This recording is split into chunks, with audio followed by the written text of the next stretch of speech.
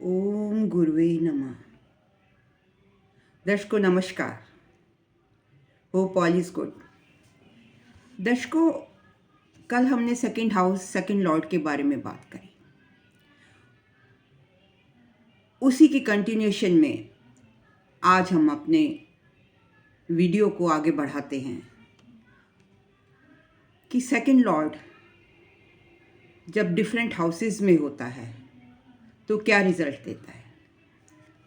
देखिए, उससे पहले हम ये जान लेते हैं कि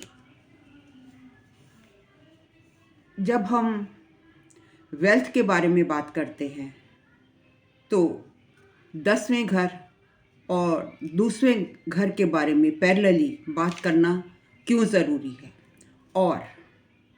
और क्यों हम इसे वर्गा चार्ट्स में देखते हैं। जैसे कि कल मैंने बताया कि डिफरेंट स्टेजेस पर हम डिफरेंट चार्ट्स देखते हैं। जैसे कि अगर हमने बच्चों के धन के बारे में देखना होता है, उसकी स्थिति जाननी होती है, तो हम D7 चार्ट को रेफ़र करते हैं और पेरेंट्स का तो D12। तो इसी तरीके से जब कोई भी कर्म करते हैं हम, तो उसके पीछे हमारा मकसद क्या होता है।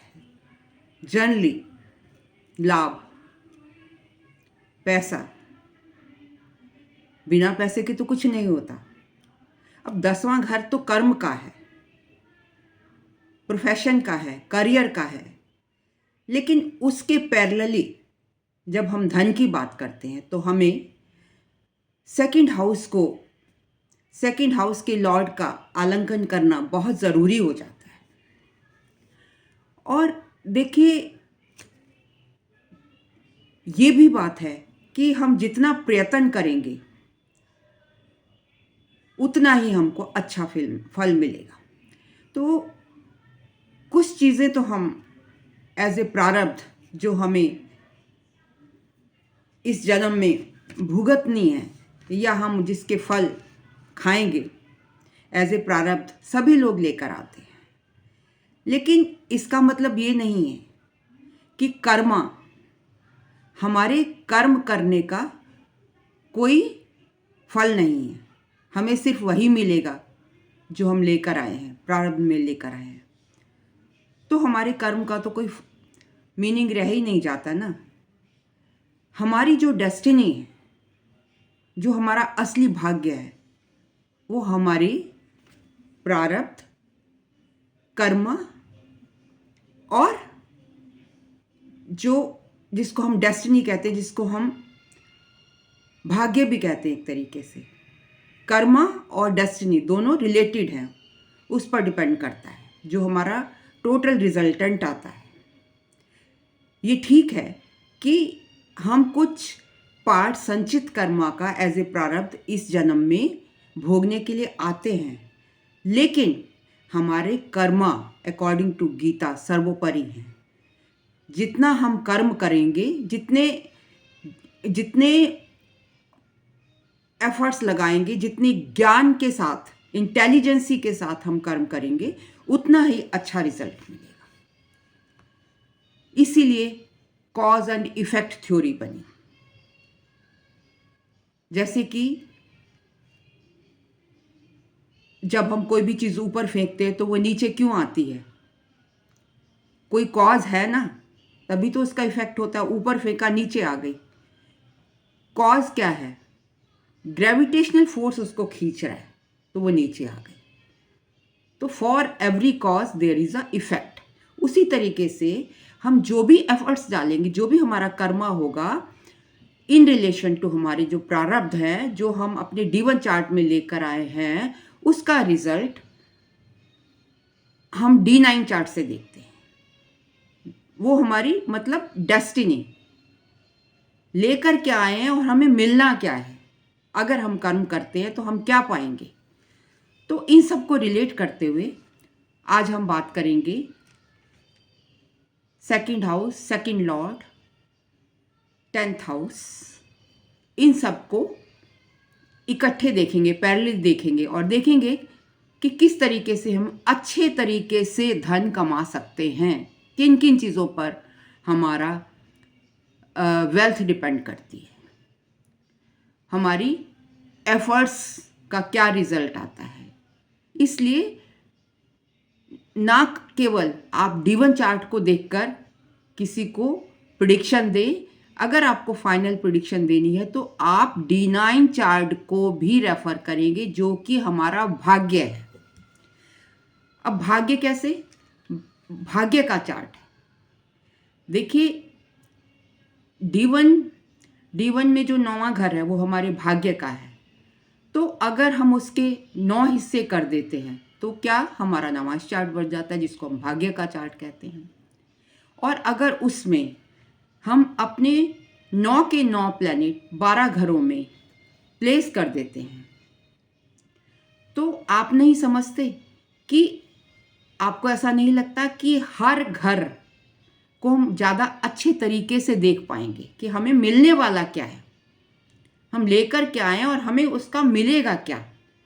तो इसी वजह से D1 चार्ट में जो हमारे प्लैनेटरी पोजीशन है उसको देखना ज़रूरी है, और वो जाकर नवांश में उसकी क्या स्थिति हो गई है। That is the final resultant, final product.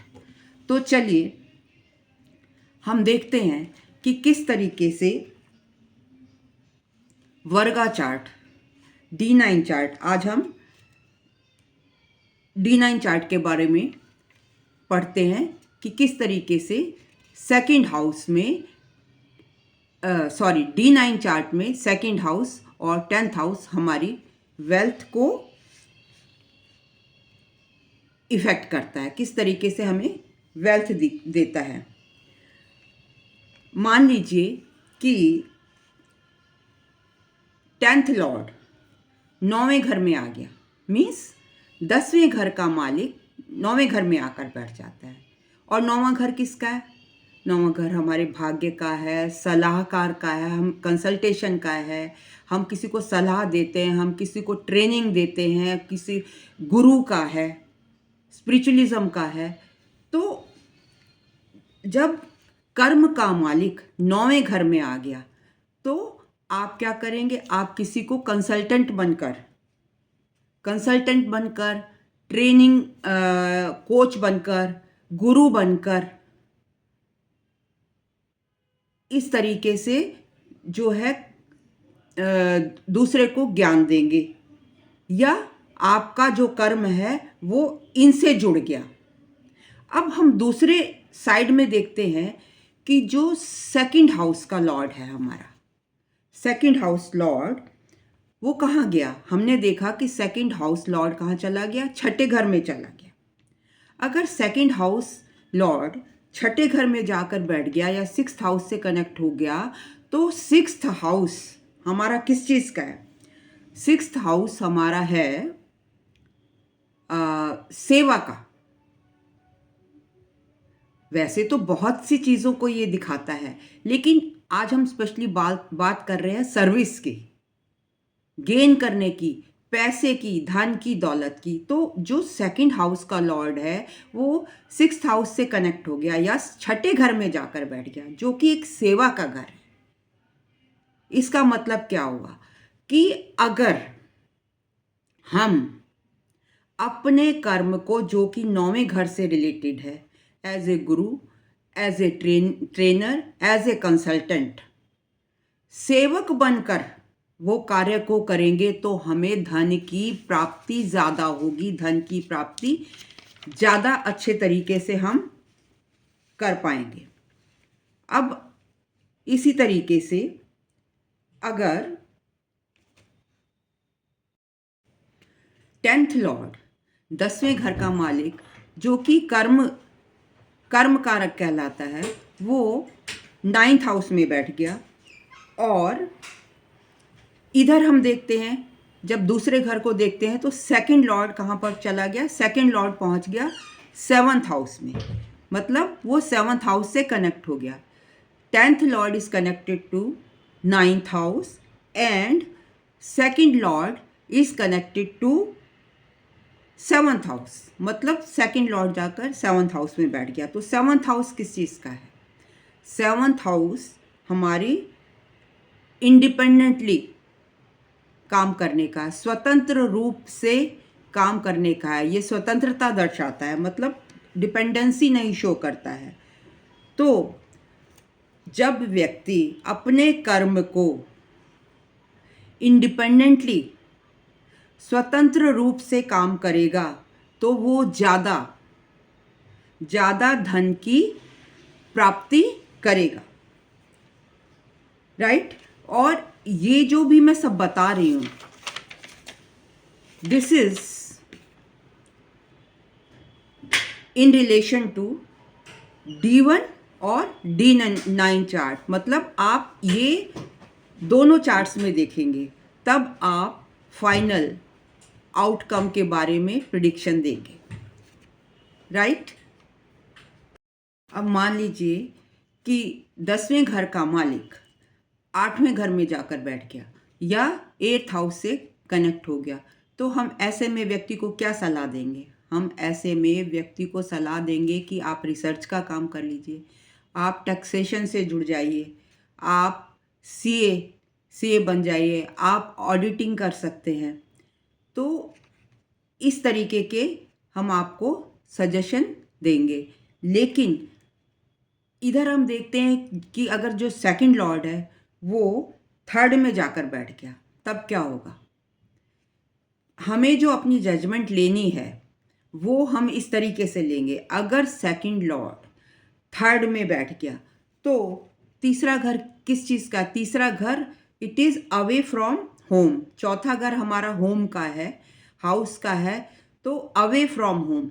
मतलब इस केस में हमें जो जजमेंट लेनी होगी, हम ये तो कह देंगे कि आप रिसर्चर बन जाइए, आप ऑडिटर बन जाइए, आप टैक्सेशन का काम कर लीजिए, आप कमीशन रिलेटेड काम कर लीजिए। लेकिन हम अगर आप व्यक्ति को कहना चाहते हैं, वो कहता है कि मैं ये काम कर रहा हूँ लेकिन मेरे को अच्छे धन की प्राप्ति नहीं हो रही है, उस केस में हमें आपको सलाह देनी चाहिए कि जब भी अगर आपको अच्छा धन कमाना है तो आपको अपने घर से दूर जाकर काम करना पड़ेगा। तभी आपको बेटर वेल्थ मिलेगी। आपकी जो धन का ग्राफ है वो बढ़ जाएगा। या फिर 3rd हाउस किसको रिप्रेजेंट करता है? 3rd हाउस ऑनलाइन सर्विस को भी रिप्रेजेंट करता है। तो मतलब या आप ऑनलाइन जॉब कीजिए। तो इन सब बातों का आपने ध्यान रखना है जब भी आप किसी को वेल्थ के बारे में बता रहे हैं। मतलब 10th जो कर्मा का घर है और उसका रिलेशन सेकंड हाउस के साथ, सेकंड लॉर्ड के साथ, और दूसरे घर को पैरेलली देखते हुए आपको अपना डिसीजन लेना है कि सेकंड लॉर्ड कहाँ गया है और 10th लॉर्ड कहाँ गया है। इसी तरीके से कि अगर आपका सैगिटेरियस लग्न है और तो सैगिटेरियस लग्न में D1 चार्ट की मैं बात कर रही हूँ। अब जो मैं बात कर रही हूँ अदरवाइज जो ऊपर मैंने आपको एग्जांपल बताया उसमें भी आपको D1 और D9 दोनों को ही रेफर करना है। ये जो मैं बात कर रही हूँ अभी पहले मैं D1 का बता रही हूँ ये एग्जांपल, फिर हम इसको D9 में देखेंगे। D1 चार्ट में हमारा लग्न है सैगिटेरियस, और सैगिटेरियस में जो 10th हाउस का लॉर्ड है वो कौन होगा? That will be mercury, right. तो अगर हम इसको D9 चार्ट में जाकर देखते हैं तो वहाँ पर अगर ये जो है हम चेक करते हैं कि हमारा 10th लॉर्ड यहाँ पर तो मरकरी था, लेकिन D9 चार्ट में जाकर वो मेष राशि में चला गया। किस में चला गया? मेष राशि में। तो अब उसका पूरा ही जो सिनेरियो है वो चेंज हो गया। तो मेष राशि किसको बिलोंग करती है? मेष राशि होती है मंगल की राशि, और उसका लॉर्ड होता है मार्स। मार्स से कौन कौन सी चीज़ें जुड़ी हुई हैं? तो यहाँ पर देखिए बुध था और वहाँ पर हो गया मंगल। तो मंगल के साथ Mars is a fiery planet. तो ऐसा व्यक्ति हम उसको कह सकते हैं कि आप रेस्टोरेंट में फायर कहाँ होती है, जैसे तंदूर है, तो उस पर आपको काम करता पाया जाएगा, उससे रिलेटेड आप जॉब कर सकते हैं। या फायर वर्क, मतलब जो फायर ब्रिगेड होती है वहाँ पर भी आप काम करते पाए जा सकते हैं, उससे संबंधित काम कर सकते हैं। Mars is machines also, machinery work कर सकते हैं। मार्स इज़ इलेक्ट्रिसिटी ऑल्सो, तो आप विद्युत से भी जुड़ सकते हैं। लेकिन आप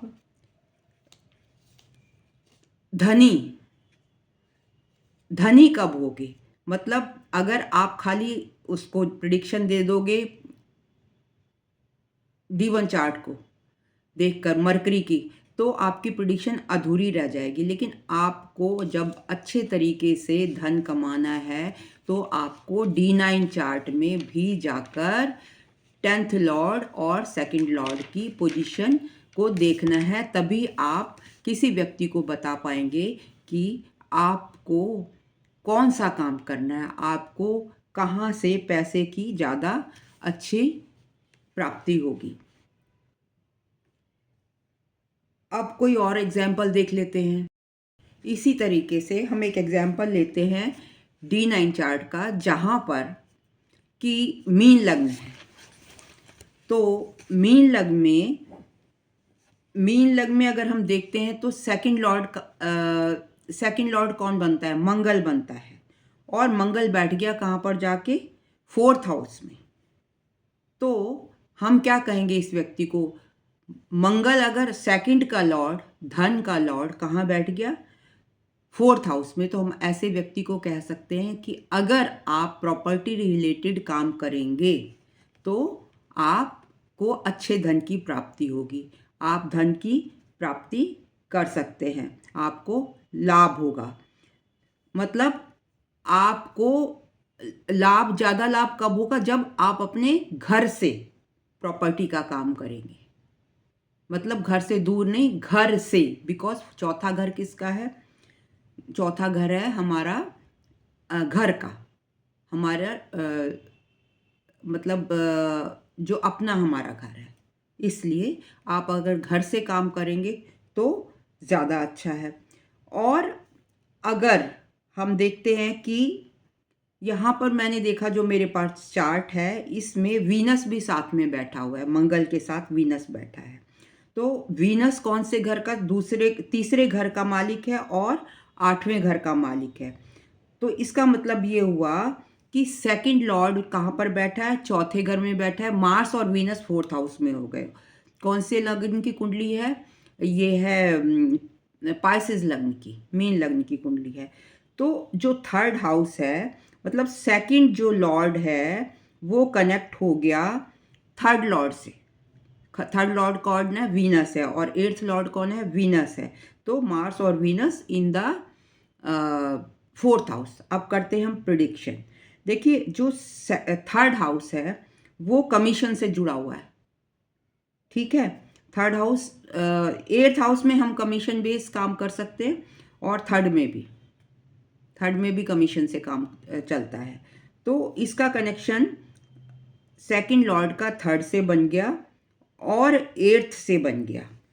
वीनस और मार्स इकट्ठे बैठे, मतलब 3rd लॉर्ड और 8th लॉर्ड 4th में जाकर बैठ गए। जब सेकंड लॉर्ड तीसरे घर और 8वें घर के लॉर्ड के साथ कनेक्शन बनाएगा, तो इस व्यक्ति को तीसरे घर के और 8वें घर के कारक तत्वों से भी लाभ होगा। मतलब वो वहाँ से भी उसको गेन्स होंगे, राइट। तीसरा घर कमीशन का है, ट्रैवल का है। तो अगर सेकंड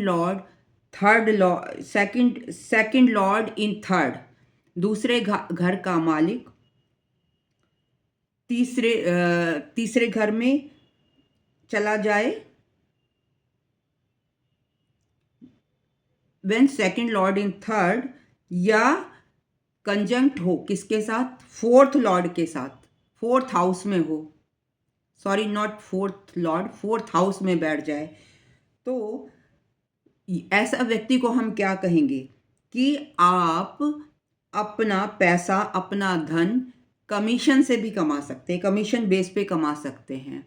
और फोर्थ हाउस व्हीकल का भी है, तो सेकंड हैंड व्हीकल्स, मशीनरी, उससे भी आपको लाभ हो सकता है, प्रॉपर्टी से या व्हीकल से। फोर्थ हाउस प्रॉपर्टी का भी है, व्हीकल का भी है। तो इस तरीके से आपको D9 चार्ट को रेफर करना बहुत ज़रूरी है। तो ऐसा व्यक्ति कमीशन का भी काम कर सकता है, प्रॉपर्टी में भी और व्हीकल में भी, पुराने व्हीकल्स में, राइट। अब हम बात कर लेते हैं क्योंकि ये 8वें घर का मालिक और दूसरे सेकंड लॉर्ड शुक्र जो है वो 8th लॉर्ड भी है और थर्ड लॉर्ड है। तो ये जो है कहाँ पर बैठ गया, फोर्थ हाउस में बैठ गया। और 8th लॉर्ड जो 8th हाउस है वो किसको रिप्रेजेंट करता है, 8th हाउस हमारी पुश्तैनी जायदाद को रिप्रेजेंट करता है, इनहेरिटेंस को रिप्रेजेंट करता है। तो ऐसे व्यक्ति को एंसेस्ट्रल प्रॉपर्टी भी मिल सकती है, वो एंसेस्ट्रल प्रॉपर्टी से भी लाभ उठा सकता है, उसको एंसेस्ट्रल प्रॉपर्टी मिलेगी ही मिलेगी। क्योंकि जो 8th लॉर्ड कहाँ पर आकर बैठ गया, प्रॉपर्टी हाउस में, फोर्थ हाउस में। नाउ हम ऐसे व्यक्ति को ये भी कह सकते हैं क्योंकि सेकंड लॉर्ड और 8th लॉर्ड यहाँ पर वीनस है जो कि चौथे घर में बैठा है। तो ऐसा व्यक्ति 8th हाउस किसको रिप्रेजेंट करता है, एस्ट्रोलॉजी को भी रिप्रेजेंट करता है। तो ऐसा व्यक्ति एस्ट्रोलॉजी से भी पैसा कमा सकता है, लेकिन कब, जब वो वर्क फ्रॉम होम करे। कहाँ, क्योंकि 8वें घर का मालिक कहाँ जाकर बैठ गया, 8वें घर का मालिक बैठ गया है चौथे घर में जो कि हमारा घर है। तो इन चीज़ों को देखना बहुत ज़रूरी होता है, तभी आप किसी को सही प्रेडिक्शन दे सकते हैं। इसी तरीके से अगर आपका दूसरे घर का मालिक सेकंड लॉर्ड कहाँ पर चला गया, 5वें घर में बैठ गया। देखिए अब मैं डिफरेंट हाउसेस में बता रही हूँ। मैंने आपको 12th में बताया, मैंने आपको 4th में बताया, मैंने आपको 8th में बताया, और अब 8th लॉर्ड बताया मैंने, वहाँ पर चला जाए तो अब मैंने आपको बताया सेकंड लॉर्ड अगर 5वें घर में चले, दूसरे घर का मालिक 5वें घर में चला जाए, तो 5वां घर किसका है, हमारी एजुकेशन का है, हमारी पढ़ाई का है। तो ऐसे व्यक्ति को कहाँ से गेन होगा, एजुकेशन से। लेकिन यहाँ पर अब हम क्या देखेंगे, सेकंड लॉर्ड ठीक है 5वें से तो कनेक्ट हो गया, तो हमने कह दिया गेन फ्रॉम एजुकेशन। लेकिन अगर जो सेकंड लॉर्ड जो है उसमें अगर 12th से भी कनेक्ट हो जाता है, राइट, या उसका एस्पेक्ट पढ़ रहा हो, मतलब सेकंड लॉर्ड, 5th लॉर्ड और 12th लॉर्ड ये आपस में कनेक्ट हो जाए, तो हम क्या कहेंगे कि आपको गेन फ्रॉम कहाँ से होगा, फॉरेन लैंड। क्योंकि 12वां घर किसको दर्शाता है, फॉरेन को दर्शाता है।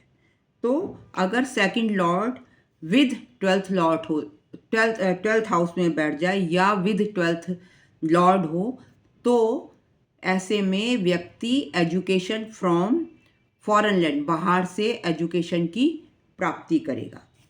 और या दूसरी चॉइस ये है कि वो व्यक्ति जब 5th लॉर्ड और 12th लॉर्ड जो अगर आपस में कनेक्ट हो जाएं, तो 12वां घर क्या, फॉरेन का, और फिफ्थ हाउस किसका है, दैट इज ऑफ एजुकेशन। तो ऐसा व्यक्ति बाहर से भी एजुकेशन ले सकता है, बाहर से भी पढ़ने जा सकता है। अगर सेकंड लॉर्ड कहाँ पर आकर बैठ जाए, 6th हाउस में बैठ जाए, दूसरे घर का मालिक छठे घर में बैठ जाए और साथ में तीसरे घर का मालिक भी 6th में बैठा हो, second Lord in 6th house, but साथ में थर्ड लॉर्ड भी बैठ गया, तो हम ऐसे में क्या प्रेडिक्शन करेंगे? तो हम ऐसे में प्रेडिक्शन करेंगे कि जो थर्ड हाउस है वो किसका है? थर्ड हाउस है, 6th हाउस सर्विस का है और थर्ड हाउस किसका है? ट्रैवलिंग को।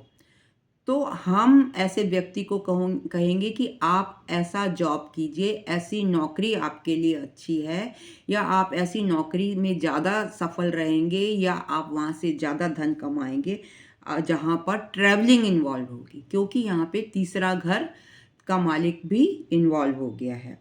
तो और अगर ये जो है थर्ड थर्ड ये सेकंड अगर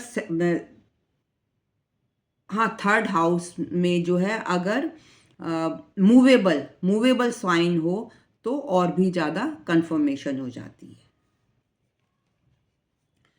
दूसरी बात कि जब मूवेबल साइन होगा तो ट्रैवलिंग के कौन कौन से जॉब हो सकते हैं, जैसे कि सेल्समैन, सॉरी हाँ, जो जगह जगह जाके सेल्स करते हैं, तो सेल्स से जुड़े हुए हों या मार्केटिंग से जुड़े हुए हैं, उनके लिए ये जो कॉम्बिनेशन है वो बहुत ज़्यादा बेनिफिशियल माना जाता है। दे कैन डू सेल्स और मार्केटिंग में। ऐसे लोग वैसे भी आप देखेंगे कि जिनका इस तरीके से कॉम्बिनेशन होगा, सेकंड लॉर्ड इन 6th और उसके साथ थर्ड लॉर्ड भी जुड़ा होगा, तो ऐसे लोग आप सेल्स और मार्केटिंग में ही ऐसे लोगों को वहाँ से धन कमाते हुए पाएंगे। अब 10th लॉर्ड अगर थर्ड में आ जाए तो आप ये देखेंगे कि जब जब ऐसा व्यक्ति अपना प्रोफेशन में या अपना प्रोफेशन में चेंज करेगा, मतलब there will be change in profession, एक जगह से दूसरी जगह जाएगा, स्थान परिवर्तन करेगा, क्योंकि थर्ड हाउस स्थान परिवर्तन को भी दर्शाता है। तो आप देखेंगे कि उसके धन में बढ़ोतरी होगी। क्यों? क्योंकि थर्ड हाउस किसको भाग्य के भाव को देख रहा है, 7वीं दृष्टि से 9वें घर को दृष्टि दे रहा है। तो इस वजह से जब 10th लॉर्ड थर्ड में बैठा होगा, तीसरे घर में बैठा होगा, तो ऐसा व्यक्ति जब भी चेंज ऑफ प्लेस करेगा तो उसके धन में वृद्धि होगी। अब अगर आप D9 चार्ट में देखें कि सेकंड लॉर्ड अगर 8th हाउस में बैठ जाता है तो ऐसा व्यक्ति क्या हो सकता है? सीए हो सकता है, या एक एस्ट्रोलॉजर बन सकता है, और उसका ऑडिटर बन सकता है, कंसल्टेंट बन सकता है, या फाइनेंस रिलेटेड काम कर सकता है। क्यों? क्योंकि जो 8th हाउस है ना, वो दूसरे का पैसा है, हमारी अर्न मनी नहीं है, ये दूसरे के पैसे से जो काम करते हैं वो 8th हाउस से रिलेटेड होते हैं। तो ऐसा व्यक्ति दूसरे के पैसे से काम करेगा। जब सेकंड लॉर्ड 12th में होगा या 10th लॉर्ड 12th में होगा तो आपको धन की प्राप्ति कब होगी? आपको धन की प्राप्ति, क्योंकि जो 12वां घर है वो सेपरेशन मांगता है, तो जब आप अपनी फैमिली से दूर रहकर नौकरी करोगे तो आपके जो वेल्थ है वो बढ़ेगी, आपको ज़्यादा धन की प्राप्ति होगी, क्योंकि 12वां घर सेपरेशन मांगता है। अगर आप कहते हैं कि मुझे फैमिली के पास ही रहकर काम करना है, तो आप कह सकते हैं कि मैं तो इतनी मेहनत कर रहा हूँ तब भी मुझे पैसा नहीं मिल रहा है, पैसे की प्राप्ति नहीं हो रही। इसीलिए नहीं हो रही क्योंकि 12वां घर away from the house separation मांगता है, फैमिली से आपको सेपरेट रहकर या दूर रहकर काम करना पड़ेगा। इसी वजह से तभी आपको अच्छे धन की प्राप्ति होगी।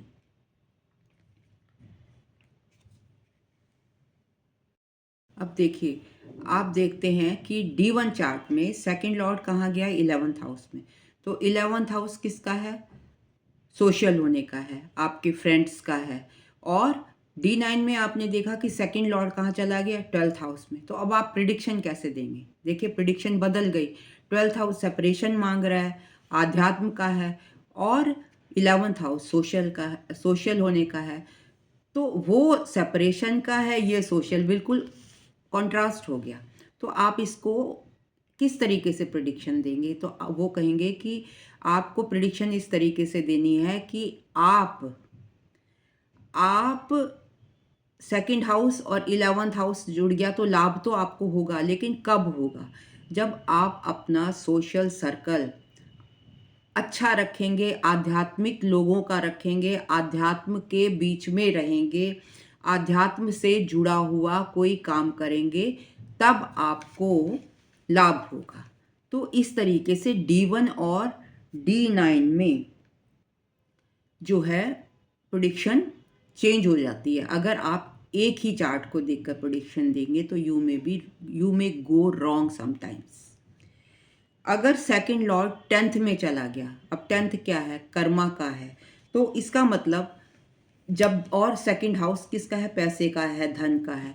तो इसका मतलब, और उसमें उसका लॉर्ड है शनि। तो इसका मतलब ये है कि जब भी आप काम करेंगे तो आपको पैसा तो मिलेगा ही मिलेगा, राइट? क्योंकि सैटर्न लॉर्ड है काल पुरुष कुंडली में 10वें घर का, कि धन के साथ पैसा जुड़ गया। जब भी काम करेंगे आपको पैसा मिलेगा। लेकिन ज़्यादा पैसा कब मिलेगा? शांति कब मिलेगी? क्योंकि 10th हाउस की डायरेक्ट दृष्टि चौथे घर पर पड़ रही है। मतलब आप घर से जुड़ा हुआ कोई काम करें या मन से जुड़ा हुआ कोई काम करें तो आपको धन की प्राप्ति ज़्यादा होगी। अब मन से जुड़े हुए बहुत से काम होते हैं, जैसे साइकोलॉजिस्ट का काम हो गया, मनोवैज्ञानिक का काम हो गया। तो ये मन से जुड़े हुए काम है, या जो काम आपको पसंद है, या घर से जुड़कर काम करें तो आपको धन का लाभ होगा। ये सब मैं आपको D9, ये जो अब मैं बताया, मैंने D9 चार्ट में बताया। मोस्टली जितनी भी प्रिडिक्शन करी है मैंने D9 चार्ट से कर रही हूँ, और कहीं कहीं पे मैंने कंपेयर किया, वहाँ पे मेंशन कर दिया है कि ये D1 की पोजीशन है और ये D9 की पोजीशन है। और जब भी आप देखेंगे D9 में सेकंड लॉर्ड 10th हाउस में गया है, तो एक बहुत ही आश्चर्यजनक बात है कि आप देखेंगे जो भी मैसेज आएंगे आपके, वो घर पर ही आएंगे फाइनेंस रिलेटेड। क्यों? क्योंकि 10वें घर का मालिक चौथे घर को देख रहा है। सिंपल। नाउ अगर सेकंड लॉर्ड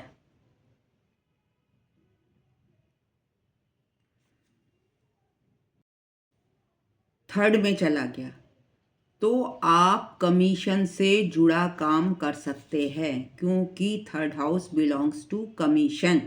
और ये जो धन आप कमाएंगे ये बढ़ता चला जाएगा। क्यों बढ़ता चला जाएगा? क्योंकि तीसरा घर यहाँ से 9वें घर को देख रहा है, जो कि आपके भाग्य को दर्शाता है। भाग्य को एस्पेक्ट कर रहा है। इस वजह से आपके धन की, जब आप ये कमीशन का काम करेंगे तो आपके धन की वृद्धि होती चली जाएगी। चौथा घर, दूसरा सेकंड लॉर्ड अगर चौथे घर में जाकर बैठ गया तो आप you will earn money through property, and that money will bring professional stability.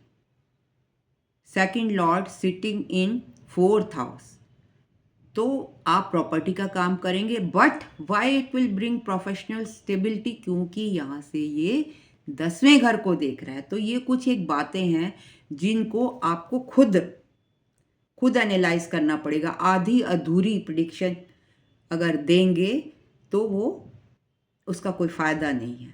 That may go wrong also. अगर सेकंड लॉर्ड इन 5th है तो मनी थ्रू एजुकेशन, और वो जो मनी है, मनी थ्रू एजुकेशन, तो वो आपको ग्रेट गेज देगी। क्यों? क्योंकि 5वें घर से ये किसको एस्पेक्ट कर रहा है? 11th हाउस को। तो इस तरीके से आपको प्रिडिक्शन करनी चाहिए। सेकंड लॉर्ड अगर 6th हाउस में मैंने जैसे बताया, तो आप जो है you will do service in foreign country, तब आपको पैसा ज़्यादा मिलेगा। पहले मैंने बताया कि पैसा मिलेगा, बट अब ज़्यादा कैसे मिलेगा? क्योंकि यहाँ से छठे घर से 12वें घर को 6th हाउस एस्पेक्ट कर रहा है। या फिर आप किसी एमएनसी में काम कीजिए, because 12th house is of MNC also. Second Lord in 8th, astrology से जुड़ा काम कीजिए। और पैसा, वो जो astrology will give you money and that money will strengthen your bank balance. क्यों? यहाँ से वो दूसरे घर को देख रहे हैं। तो इस तरीके से भी आप एस्पेक्ट्स को यूज़ करिए और प्रेडिक्शन दीजिए। तो दर्शकों, ये था मेरा एनालिसिस। अगर आपको पसंद आया हो, second Lord in various houses, 8th house, 6th house, 4th house, 5th house, 10th house, 11th house, 12th house. हाँ, और अगर लग्ना में होता है सेकंड लॉर्ड इन लग्ना, तो व्यक्ति अपने बलबूते पे धन कमाएगा। उसको लगातार धन आता चला जाएगा। क्योंकि धन कहाँ पर बैठ गया आकर? धन बैठ गया लग्न में आकर बैठ गया। तो इसी तरीके से आप D1 और D9 को कंबाइन करके, ज्वाइन करके प्रेडिक्शन दीजिए। और aspects whether they are benefic और मैलेफिक, इनको भी देखना बहुत ज़रूरी है। पाप कर्तरी में है प्लैनेट, कैसे बैठा है, और specially dasha is also very important, which I forgot to tell you. तो आप दशा में, ये तो प्लैनेटरी पोजीशन मैंने बताई, लेकिन दशा में ज़्यादा धन की प्राप्ति होगी, ज़्यादा इफेक्टिव रहता है। अगर आपको मेरा एनालिसिस अच्छा लगा हो और आप भी अपने धन की स्थिति या और किसी बारे में और किसी फील्ड में पूछना चाहते हैं, तो kindly contact me at snehkapoor1812@gmail.com. Thank you very much for listening me so patiently.